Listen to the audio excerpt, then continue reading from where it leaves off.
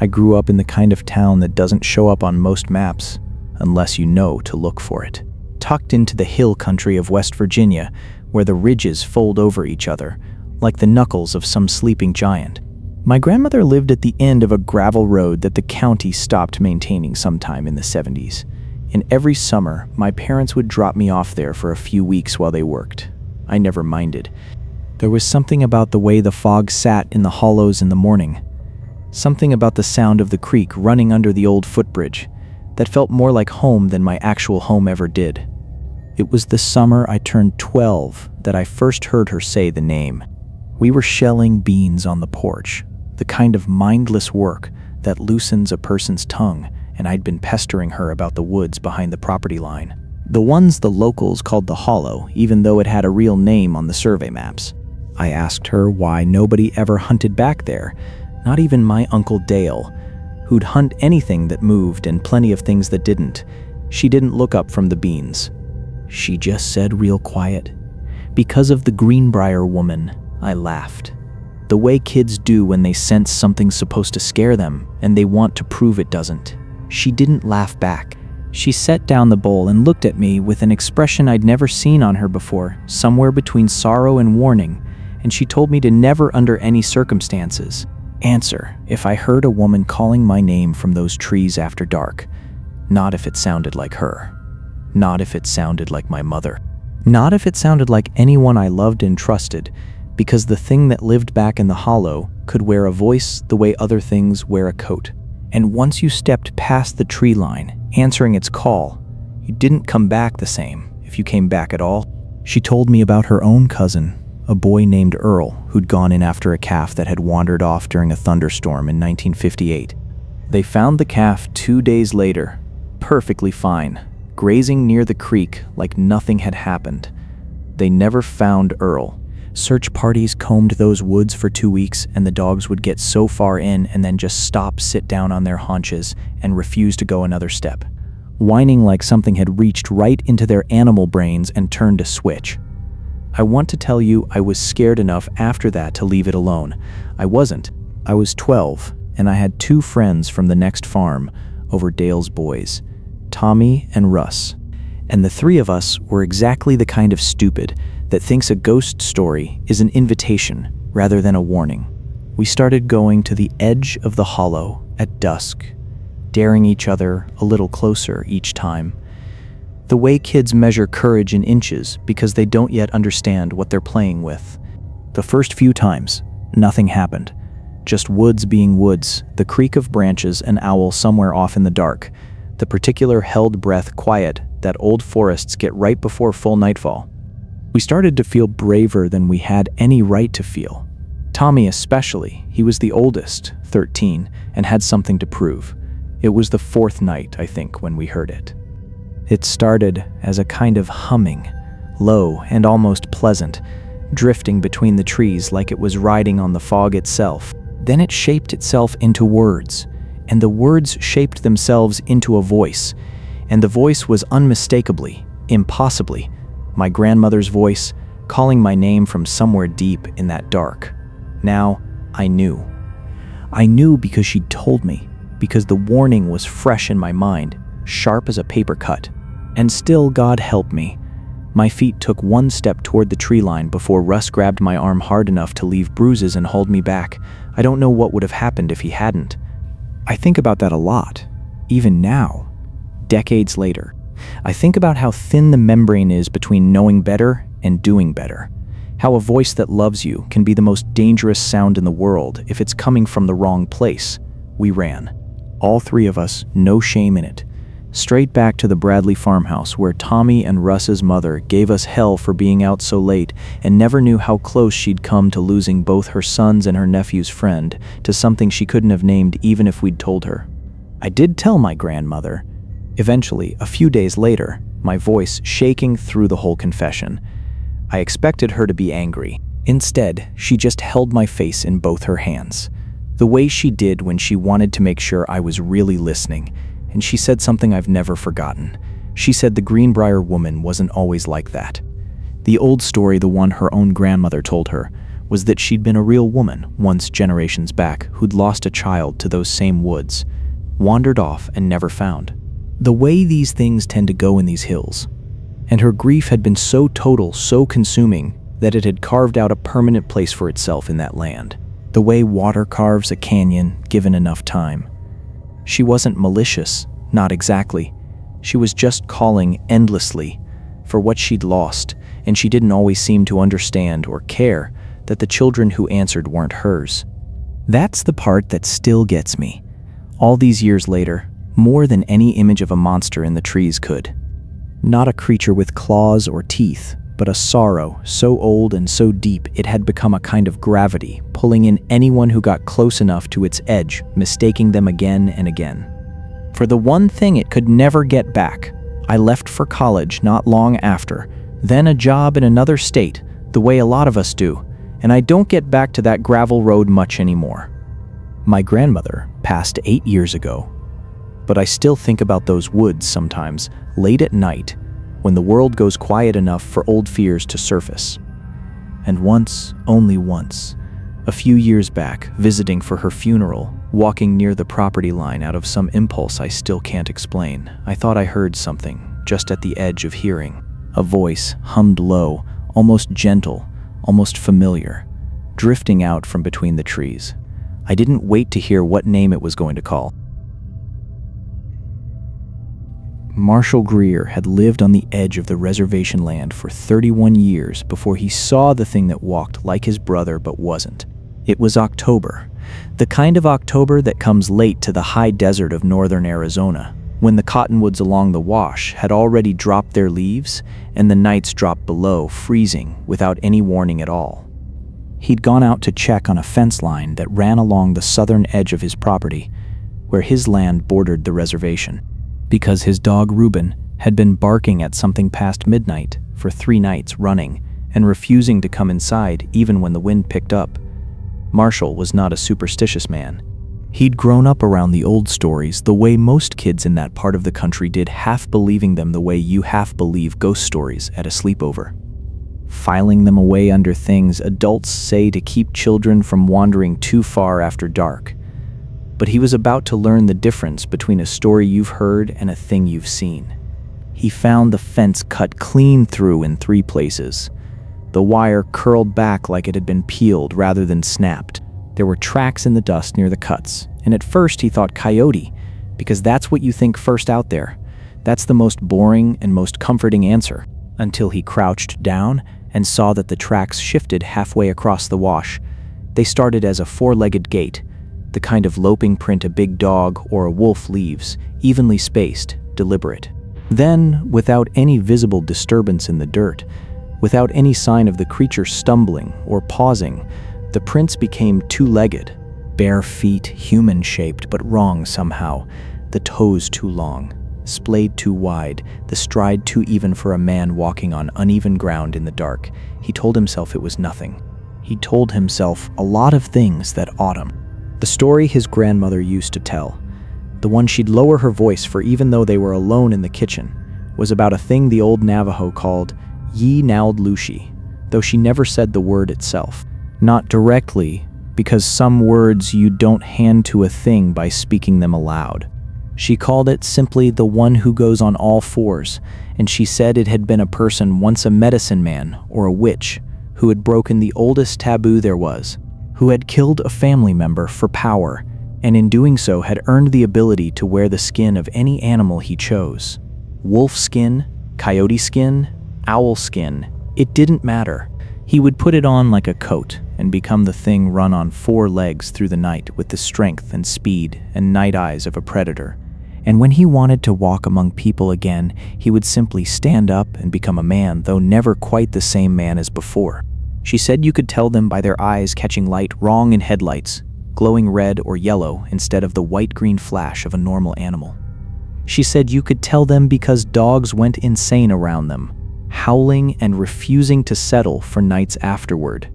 She said that if you saw one and it saw you see it, you had to never let it know you recognized it, because recognition was a kind of power you were handing over.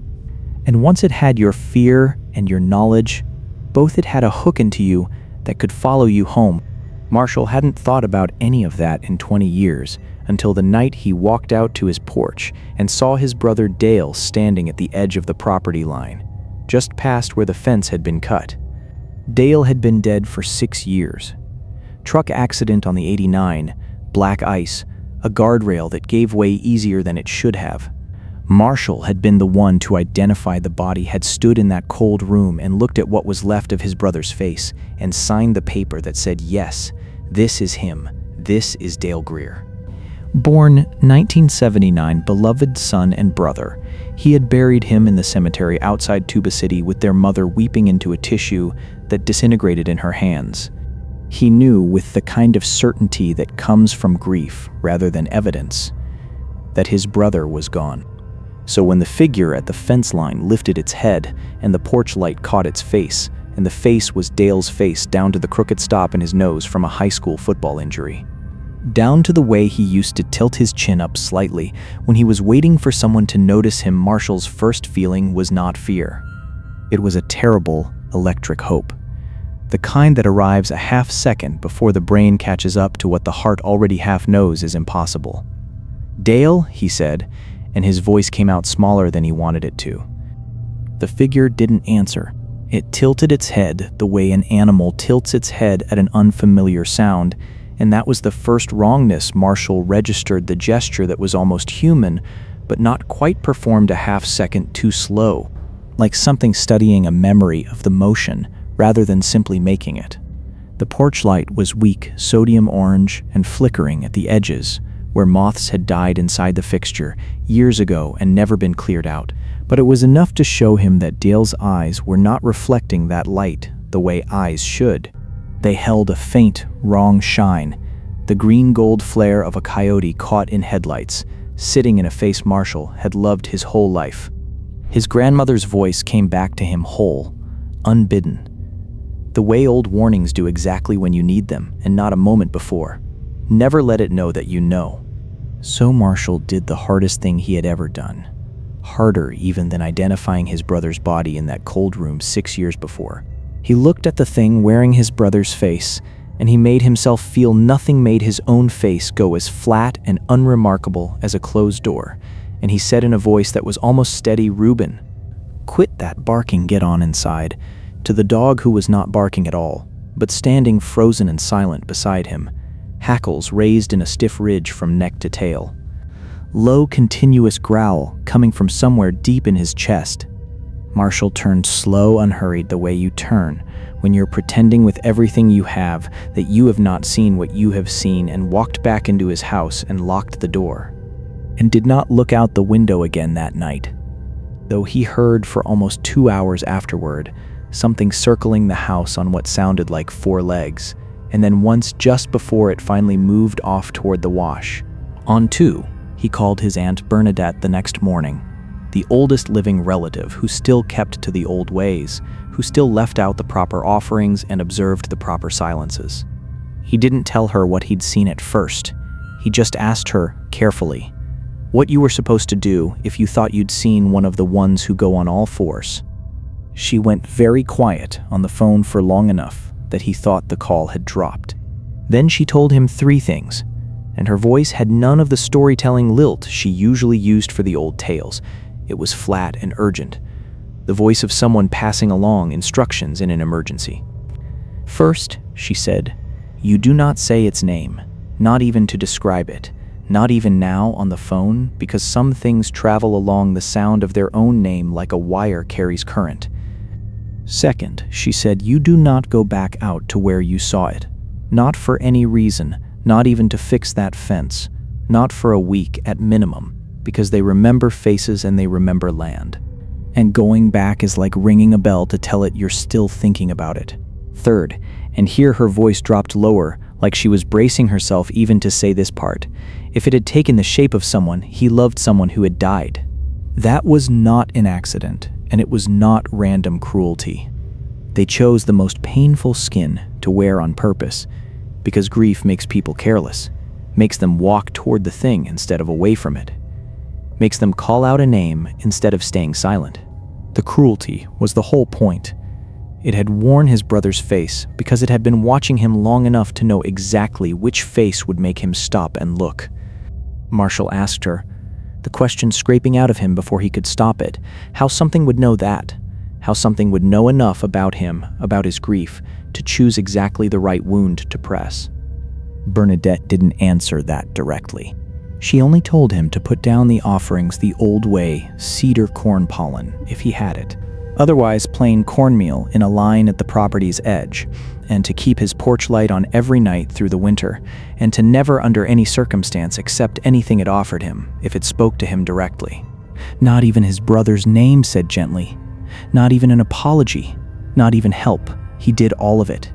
He fixed the fence in daylight with 2 cousins for company and never went near that stretch of wash alone again. He kept the porch light burning every night that whole winter. A small, stubborn coal of electric light pushing back against 300 miles of dark high desert. The tracks didn't come back. Or if they did, he never found them. And Reuben slept easy again by December, curled by the wood stove like any ordinary dog with nothing in the dark left to fear. But sometimes when Marshall drives the long stretch of road near the wash at dusk, when the light goes that particular flat gray that isn't day and isn't night, he catches himself watching the tree line a little too closely, looking for a familiar gait, a familiar tilt of the head, and he has to remind himself every single time, the same old lesson his grandmother gave him in that kitchen, 20 years before he ever needed it. If you see it and it sees that you've seen it, you say nothing, you feel nothing. You turn around, slow and easy, like there was never anything there worth looking at twice. I've lived in these mountains my whole life, and my daddy before me, and his daddy before that, and there's things up in these hollers that the county map doesn't account for. I'm going to tell you what happened to me back in November of 2003, and I want you to understand I am not a man given to fancy or drink. And I have never told this story the same way twice, because every time I tell it, I remember something I'd rather forget. I was bow hunting, which means you go out before light and you sit still for hours, and stillness does something to a man's hearing. It sharpens it past what's comfortable. I was up on a ridge above Sinking Creek, maybe 2 miles past where the gas line cuts through, sitting in a tree stand 15 feet up an oak that had been there since before my grandfather was born. The mist hadn't burned off yet. Everything was that gray color, like the whole world hadn't decided what it wanted to be that day. Around 7 in the morning, I heard the first knock. A hard crack. Wood on wood. Off to my left, maybe 80 yards down into the laurel thicket. Now, deer hunters know all the sounds of the woods, and a knock like that, deliberate, evenly spaced, 3 strikes and then silence.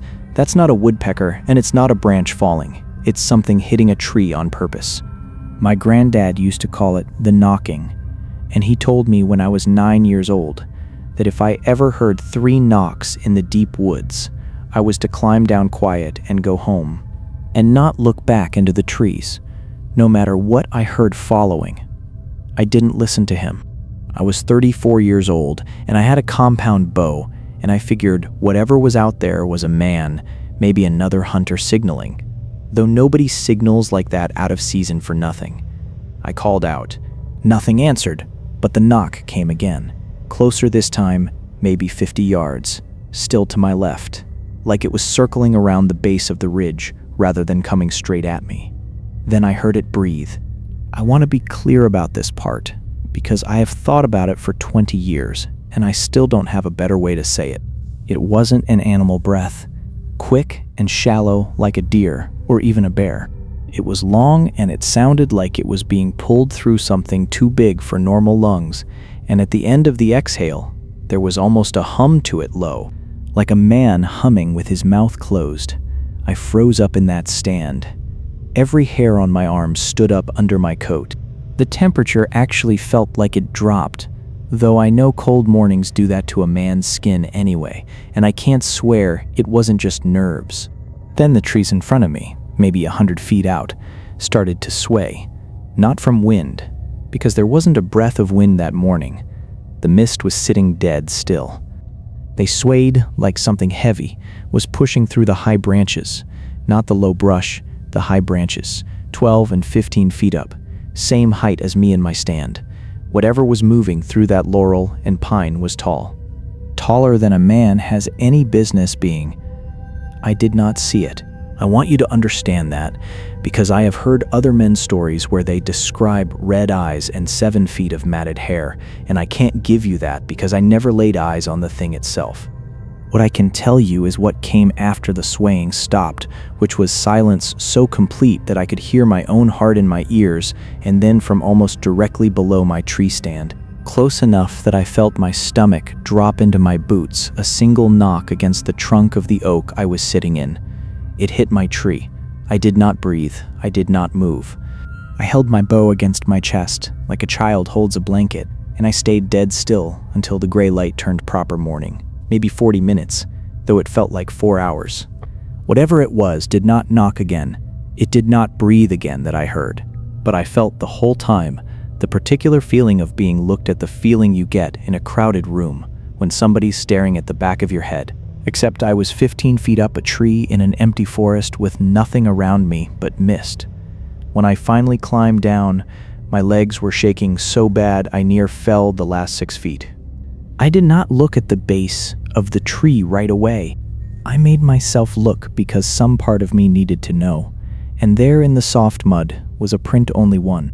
Like whatever made it had been standing on one foot, or had pivoted on the other and lifted it clean. It was long, near 16 inches by my boot held up against it, 5 wide toes, no claw marks, and it sank near 3 inches into mud that hadn't taken my own boot print more than an inch. I left my tree stand up in that oak. I have never gone back for it. I have hunted that mountain my whole life, and I have not set foot past the gas line cut since that November morning. And when young fellas ask me why, I usually just tell them the deer aren't worth the climb anymore, which isn't a lie. Exactly. It's just not the whole truth. My granddad's been dead 11 years now, so I can't ask him what he knew, but I think about what he said about the 3 knocks and not looking back, and I wonder how he knew that, and how many men in our family heard those same knocks before me and just never came home to tell about it.